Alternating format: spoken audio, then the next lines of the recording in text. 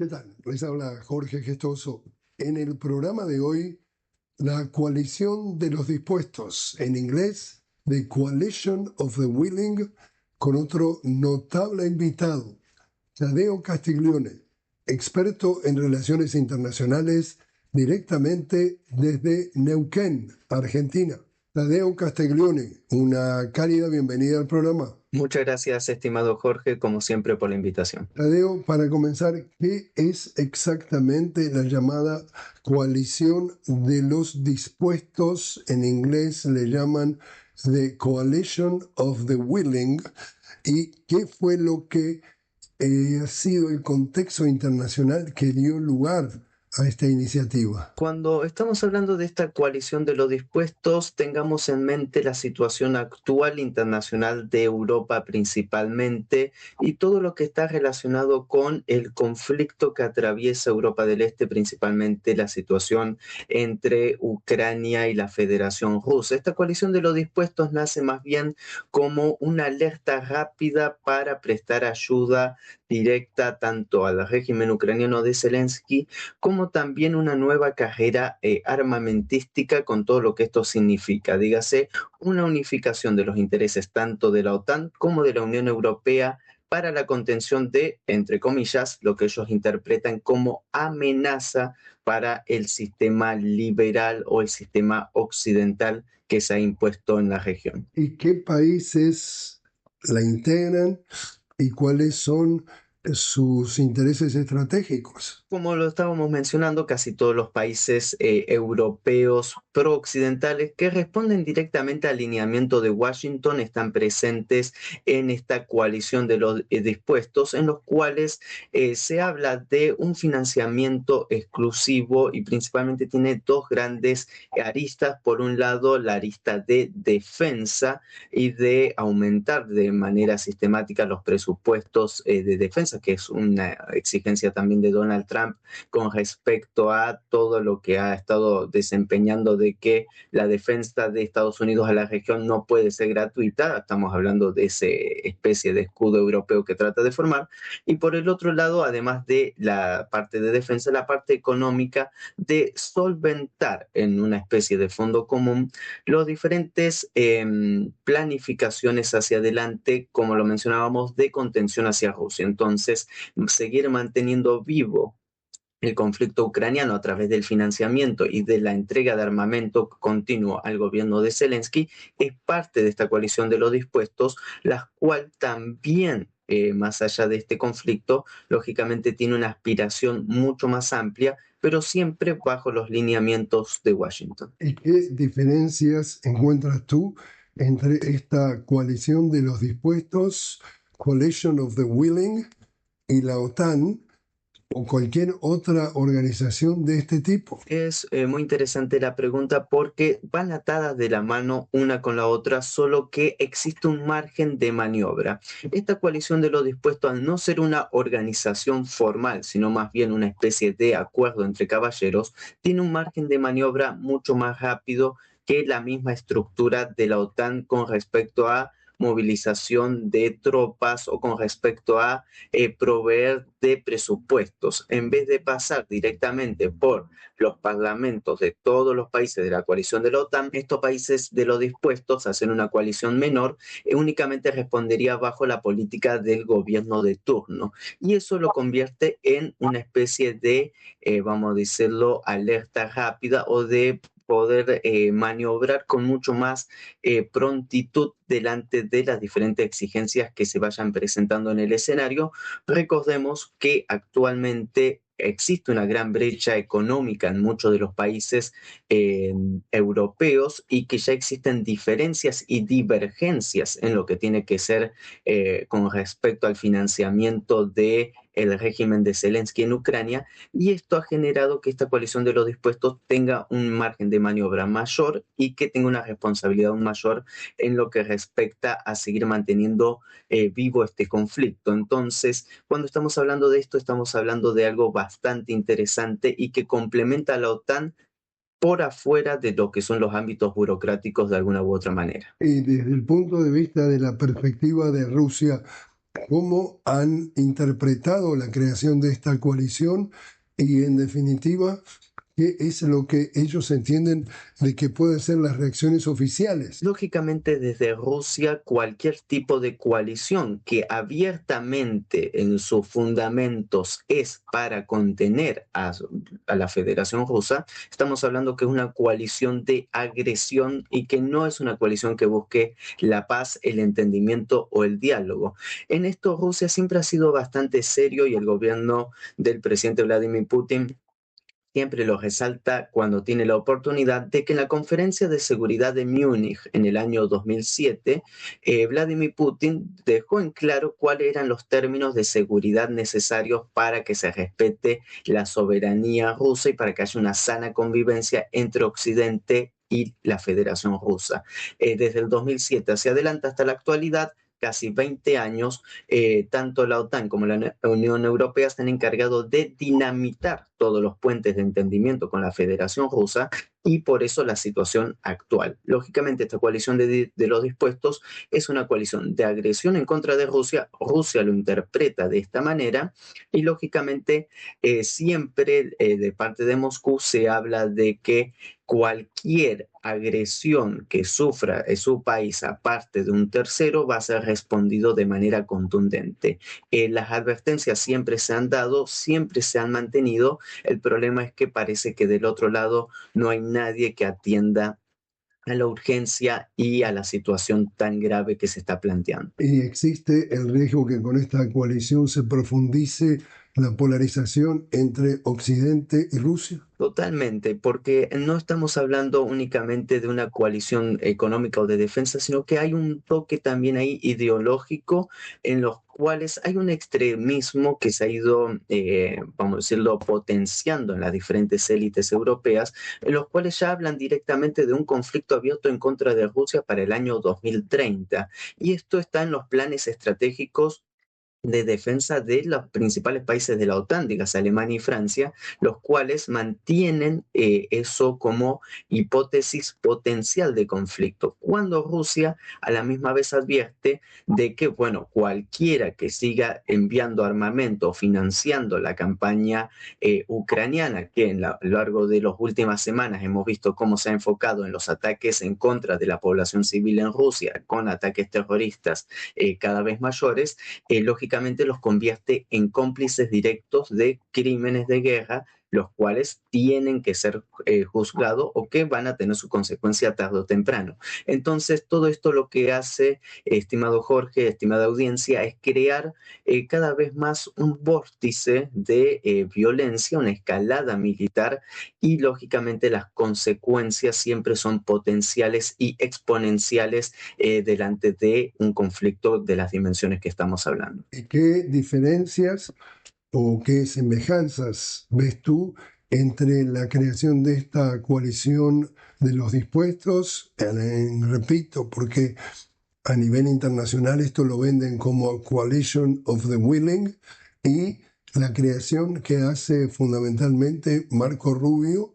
desde el Departamento de Estado de el Escudo de las Américas. Bien, son dos, vamos a decirlo, las dos caras de la moneda de alguna u otra manera, porque tanto esta coalición de los dispuestos, que es sostenida bajo la línea de Washington, y el escudo de la América, responden a una injerencia cada vez mayor de las políticas de Washington hacia lo que ellos llaman sus países periferia. En el caso europeo, lo que le hace es que tengan que pagar la boleta de la seguridad como quien un mafioso o un matón trata de extorsionar a alguien a cambio de seguridad, que es lo que hace con estos países a la vez de empujarlos hacia un conflicto, mientras que en la línea de lo que se llama este escudo de las Américas es la injerencia y la imposición total de la política de defensa de Washington hacia nuestra región. En las dos líneas podemos ver la injerencia total de los Estados Unidos hacia los sectores nacionales, la falta de margen de maniobra soberana por parte de los países que quedan a la merced de estas políticas y a la misma vez cómo Estados Unidos está diagramando nuevamente, pero de manera, vamos a decirlo, improvisada o sobre la marcha de una nueva política de defensa en los cuales, más que de defensa, recordemos que tanto esta coalición de los dispuestos es para contener a Rusia y el escudo de las Américas en la nueva doctrina de defensa de Estados Unidos es como un escudo para defenderla de China, es decir, la continuación de la política de contención de China sobre el continente americano, mientras que en Europa en contra de Rusia. Eso es más o menos para tenerlo en consideración, lo cual es sumamente interesante en el evolucionar de la política de Estados Unidos en medio del escenario global. Tadeo, te invito a hacer una pequeña pausa. Estamos hablando con Tadeo Castiglione directamente desde Neuquén, en el sur de la Argentina. Estamos hablando sobre la coalición de los dispuestos, en inglés la llaman The Coalition of the Willing.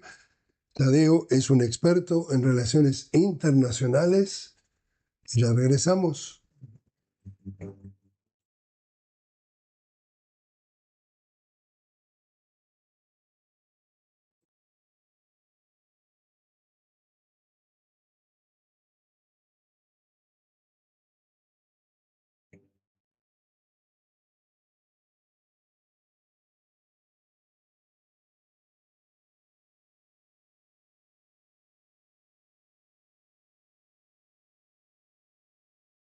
Continuamos hablando con Tadeo Castiglione directamente desde Neuquén, en el sur de la Argentina. Tadeo es un experto en relaciones internacionales. Estamos hablando sobre la llamada coalición de los dispuestos.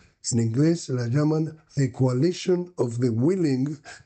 ¿Y qué puede hacer Tadeo respecto a la posibilidad de que se siga aumentando el número de miembros de esta coalición de los dispuestos? ¿Qué puede hacer Rusia? ¿Cómo frenarla? ¿Cómo reaccionar?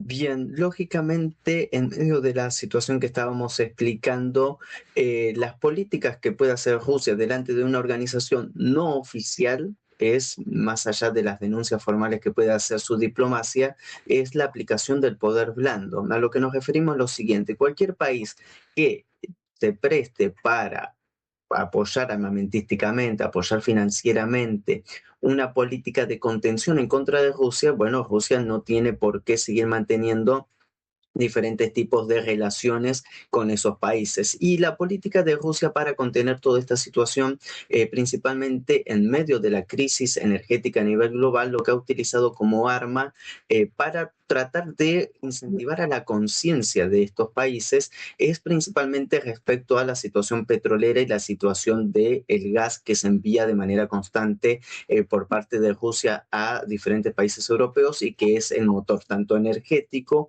como industrial de muchos países dentro de la coalición tanto de la OTAN como de la Unión Europea. Pese a todos los paquetes de sanciones y pese a toda la política que se han aplicado en contra de la Federación Rusa, siguen teniendo, vamos a decirlo, un cordón vital de dependencia con la Federación Rusa y es muy probable que el gobierno desde el Kremlin decida aplicar una presión sobre este punto para tratar de disuadir cualquier locura exponencial con respecto a la continuación de esta coalición o su ampliación en diferentes márgenes. Y aquí hay que diferenciar también dos cuestiones, que eso es la herramienta que puede utilizar Rusia más efectiva, pero a la misma vez la presión política existente por parte de Washington para justificar estas políticas, hay que ver hasta qué punto de choque o de quiebre existe.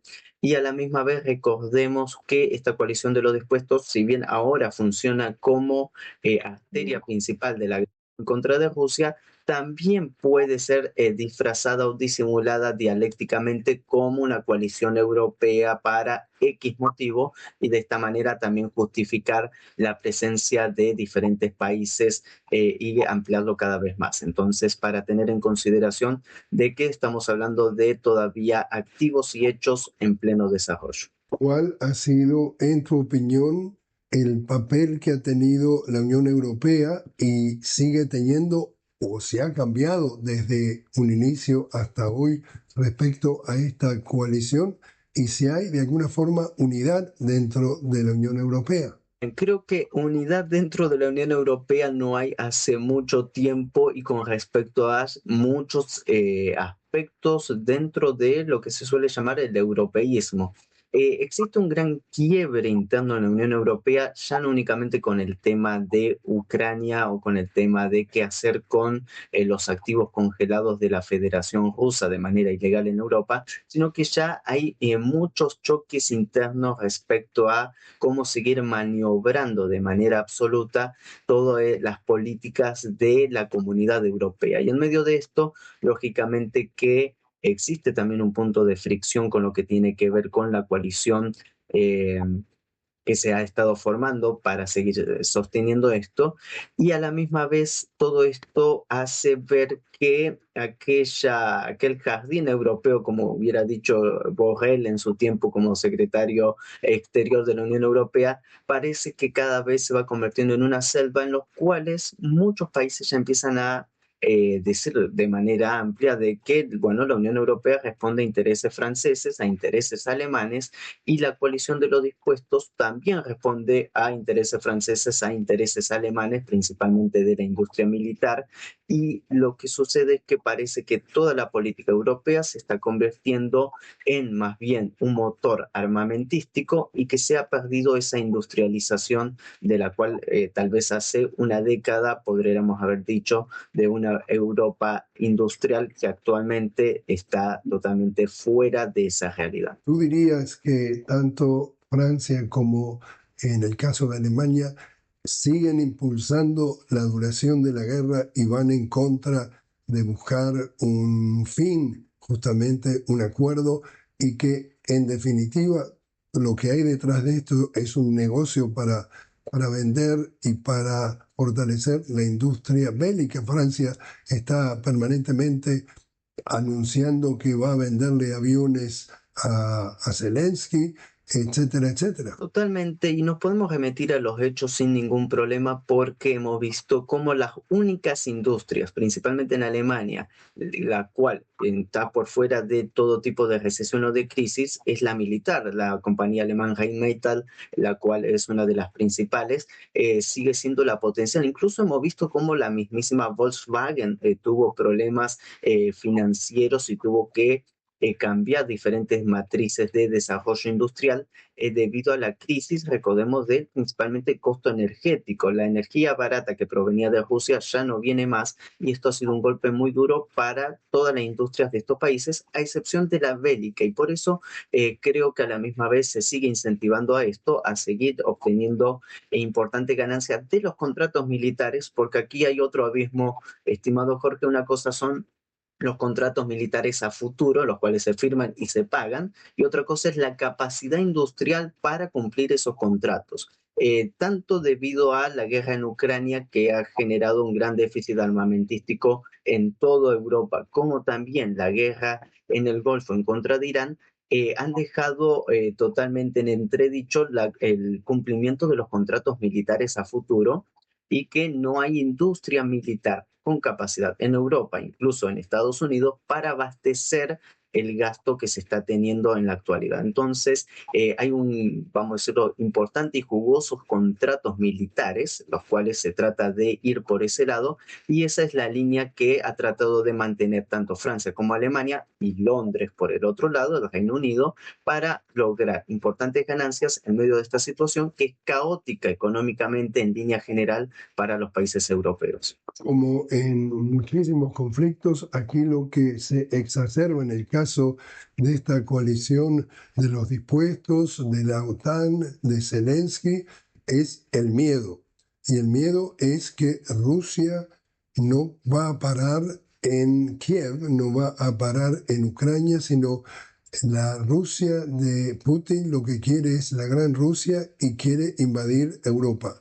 ¿Has escuchado eso y qué piensas tú? Seguir sacudiendo el fantasma ruso para lograr todos los abusos en contra de la población civil. Recordemos cuántos derechos fundamentales europeos, empezando por la libertad de prensa, han sido suspendidos a causa de la amenaza rusa. Y esto es el mismo escenario que se daba en la Guerra Fría con todas las acusaciones en contra de la Unión Soviética el fantasma comunista, que nos quieren invadir, que quieren quitarnos nuestra libertad. Y bajo ese eslogan de la amenaza se han ido totalmente limitando todas las libertades civiles en Europa, y cuanto más cuando hablamos de la seguridad, por ejemplo, en la política de Estados Unidos y de cuántos presos políticos existen. Bueno, todo eso choca de lleno con el discurso y con la realidad de una Rusia que sigue diciendo: nosotros queremos tener garantías en nuestras fronteras. Ucrania se convirtió en un ariete para debilitar a Rusia. Rusia tuvo que intervenir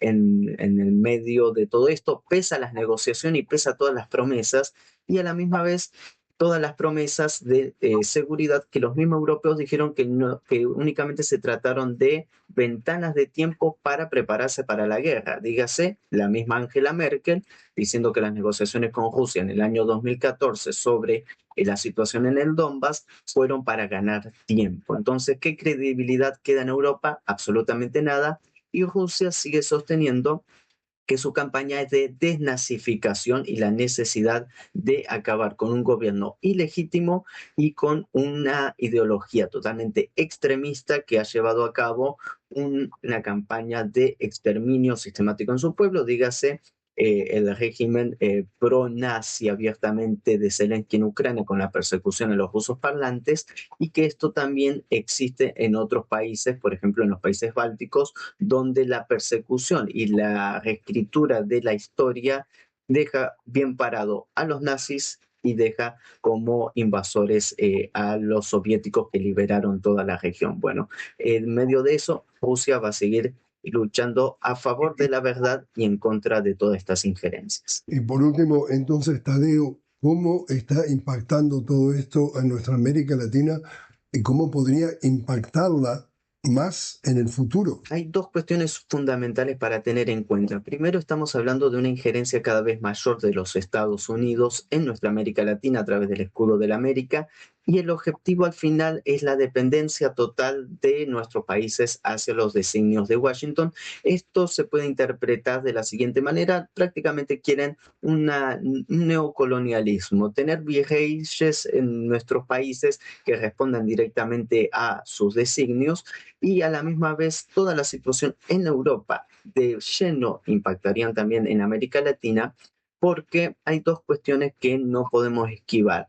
Primero, todo el mundo interconectado económicamente, la interdependencia económica, y esta guerra en contra de Ucrania tiene mucho que ver con minerales raros, tiene mucho que ver con las tierras productivas de Ucrania, que producen la mayoría cantidad de cereales, y por el otro lado el mercado energético a nivel global. De continuarse incrementando la tensión en torno a Ucrania y las nuevas sanciones que plantea Donald Trump en contra de Rusia, lógicamente impactarían también en todo el mercado energético a nivel global. Por ende, lo que estamos delante es un aumento de la inflación a nivel global y un aumento del costo de vida en las ya golpeadas economías de todo nuestro continente, lamentablemente. Entonces, para que tengamos una visión amplia de que no son conflictos aislados, sino que desde diferentes perspectivas la reconfiguración global continúa en marcha, para bien o para mal, en medio de todos estos movimientos. Tadeo Castiglione, muchas gracias por estar con nosotros. Como siempre, un enorme placer.